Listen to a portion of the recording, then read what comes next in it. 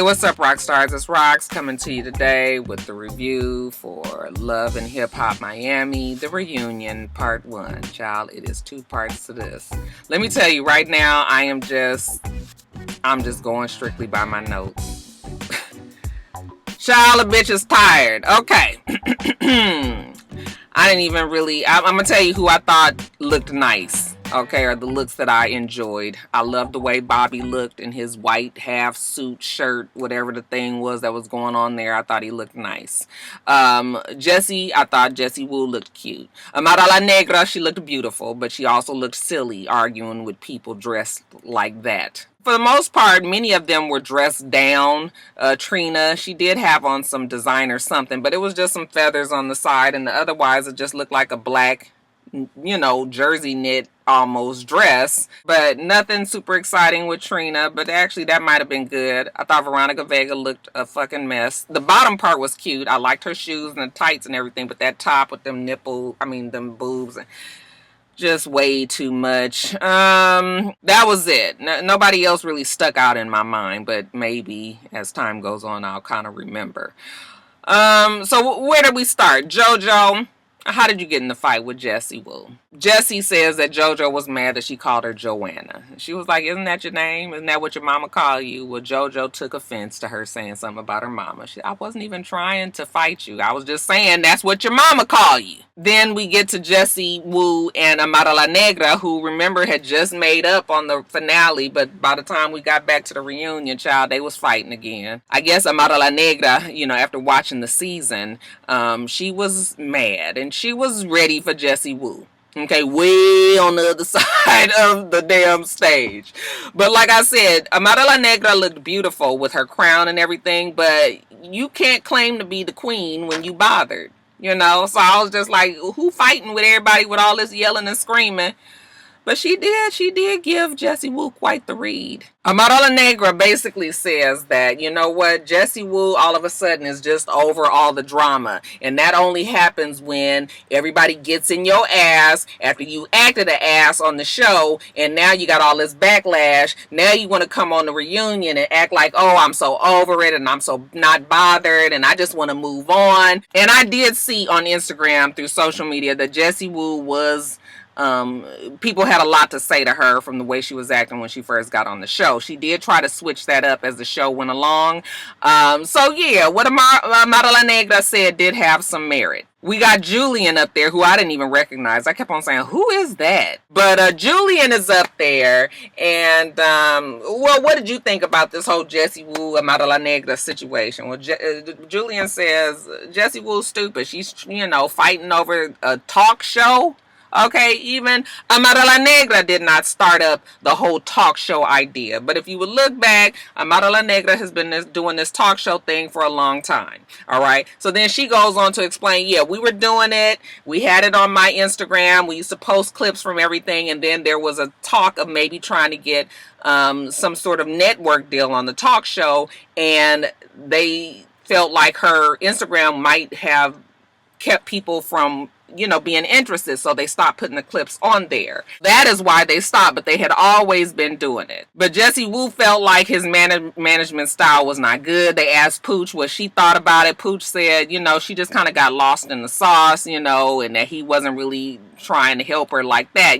That's her homeboy and they friends, but as far as managing, no. And then that's when Bucky and her hair was like, well, give him some material to work with. And I was like, well, damn, Bucky and her hair, I thought y'all was cool. That's what Nina said, and she says we are cool, but she just had a whole lot of other stuff that was going on. I'm just trying to keep it 100. She had a nail shop, she was doing this, she wasn't really focused on her DJing. So I guess DJ Pooch could sort of agree to that. As far as Julian, Trina is saying that she's been working with him for years. They never really had no problems like that. Her and Julian work well together. Bobby, who is her cousin, who's sitting right next to her, he's like, you a legend, you need to... I was like, this legend talk, child. This legend talk. Okay, Miami legend, so okay. But you deserve better than Julian. Well, maybe she don't if Julian is doing the job that he's paid to do and has done it well enough for Trina's likings, Bobby don't like Julian because Julian don't like Bobby. Bobby said Julian is homophobic, that he got a problem with him, you know, and Julian was like, I just don't fuck with you. Well, why don't you fuck with me? I just don't fuck with you. Okay, well, why don't you talk to me? You know, like, Bobby is upset about the fact that Julian don't like him. And Julian don't have no other words other than, I ain't got time for you. I don't fuck with you like that. That's just what it is. Then we find out that not only is Julian their manager, but he's also Pleasure P's manager. I said, well, damn, did Julian get everybody on this show? That's the best kept secret. Julian is the contact for Mona and her people, you know, to get people on. I mean, it sort of looks like that. Pleasure P said, yeah, Julian is my manager, but you know, I'm a hustler, so I'm gonna do what I gotta do regardless. Then Bobby, of course, jumps back in, and now he's arguing with Julian. You don't want this smoke. You don't want this smoke. You know, there's a whole bunch of jumping up and people arguing, and Tip tries to tell him to drop it. And now he mad at Tip for sitting over there next to Julian. Whose side are you on? Okay, you should be over here with us. Okay, and now you trying to tell me, and Tip was just like, it is not that serious, Bobby. Calm that ass down. And it just went on forever, and I was so tired and so over it. And like I said, the molecules, y'all. The molecules, they was... If you ask me, Julian seems to be a bit of an asshole. It's just his personality. Not for everybody. Doesn't seem to try to rub up and chum up with people. So that's just Julian's personality. Works with some people, others it doesn't. When we start talking about Trina and Bobby and, you know, whether or not she's happy for him, she says she's very happy for him. Okay, she wanted him to learn the business on his own. She didn't really want to be responsible for him. So that's kind of why she kept on putting him off. You know, the fact that if it didn't work for him, she didn't want to be blamed for it. So, but I was thinking to myself, like, why didn't you just say, yeah, no, I mean, I guess if she would have said that, then people would have been like, that's your cousin, you need to be taking care of him.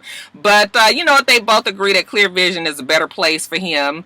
And he says that Clear Vision is doing everything for him. Bucky and her hair co-signs and said that Bobby made the best decision for himself. And Tip said that she was upset that he signed with Clear Vision, but only because she knew that Trina was going to be upset. So that's the reason why she told Trina to begin with. She was just trying to defuse the whole situation. But all's well that ends well. Bobby happy where he is. Trina happy that he's where he is. And yeah, so that's that. Now we move on to Pretty Ricky, and Pleasure P says that he wasn't happy with the fact that they tried to make him look like he's the drama queen of the group. I said, no, we know it's Big Baby Swole. We still got that clear. There's still an issue with everybody pulling their weight in the group. Now, Slickum, he's not there. That's an issue. And on top of that, you know, Big Baby Swole, he get to crying, okay? Everybody got daddy issues, and, you know, it's just hard, all right? So it's daddy issues, and it is family issues, and it's group issues, all that compounded to make Pretty Ricky have the issues that they have. Why isn't Big Daddy Swole there? They say, well, you know what, Big Daddy Swole is just a street nigga, and he's a hustler, and he just feel like he should get a cut of anything that Pretty Ricky does. And then they tell Nina that they never got any money from when they was a group. And Nina was like, no money, and they was like, none, nothing. Not one red dime. Listen, you guys. See, this is what I was talking about when Pleasure P was saying that you know, they owe it to the daddy because he has sacrificed so much. You've been doing this for how many albums did Pretty Ricky have? You guys didn't get no money, nothing. Even when you guys was on tour, okay? That was a successful group.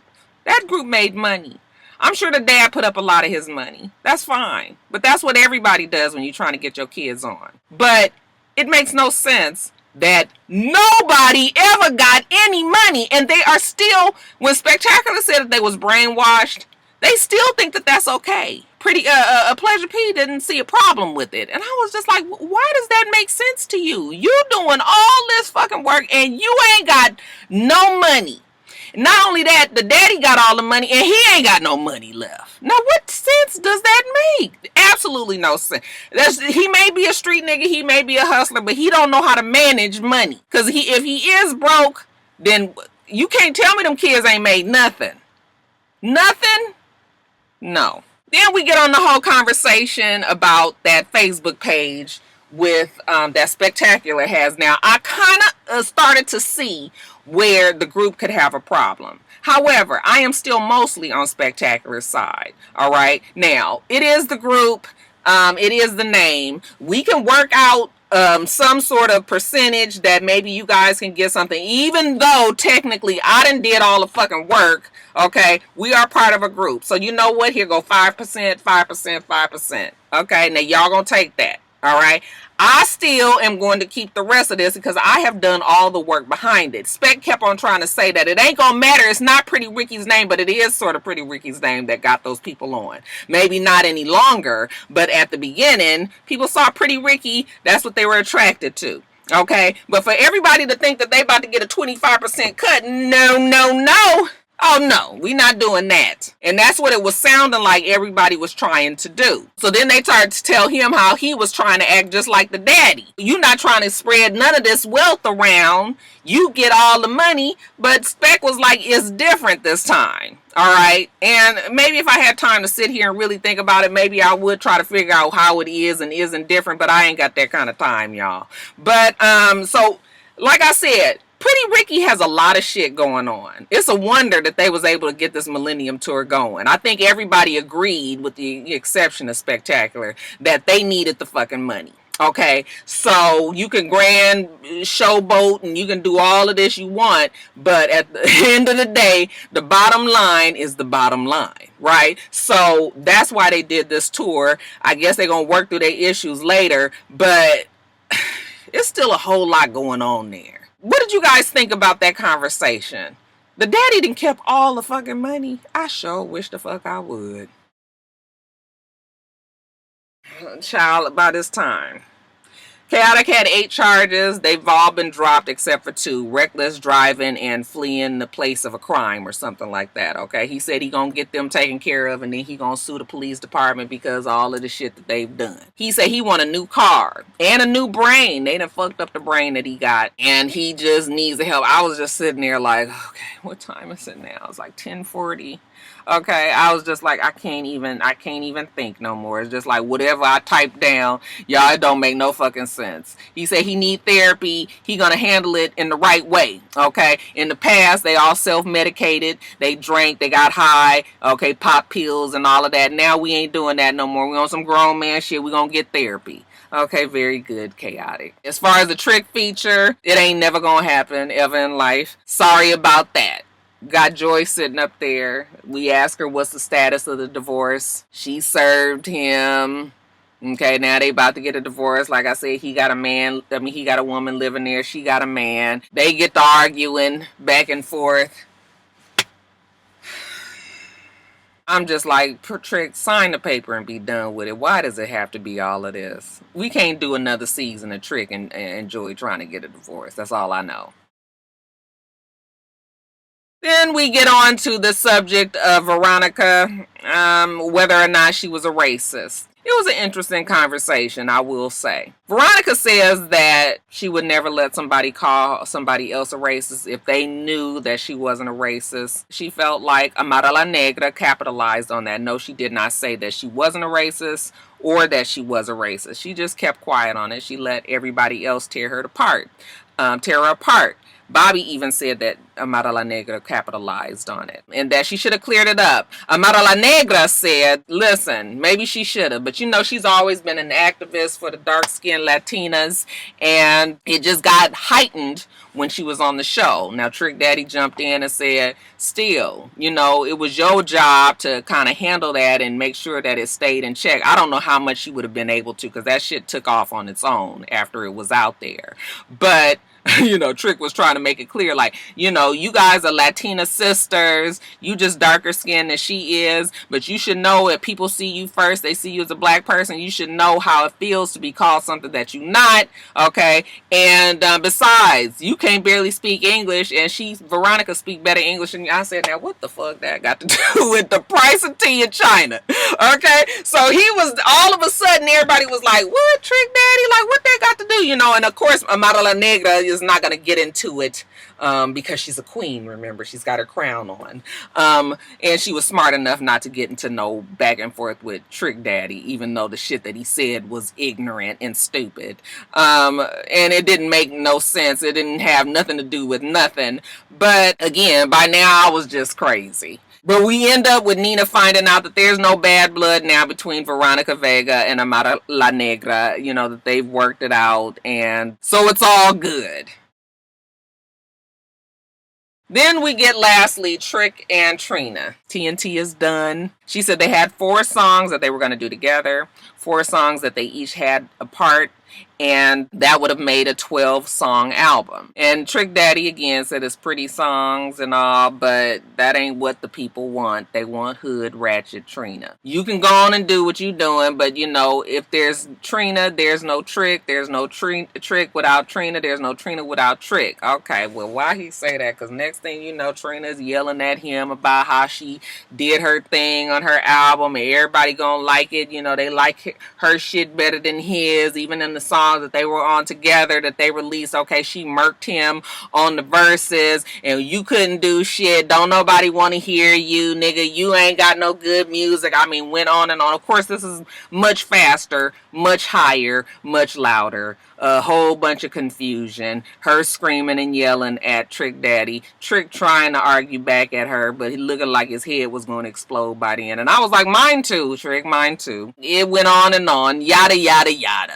And the audience, you know, y'all know I told y'all how they are. They're fake shocked out there. I was like, child, you ain't even said nothing on that part. That was the ending of part 1. I said next week.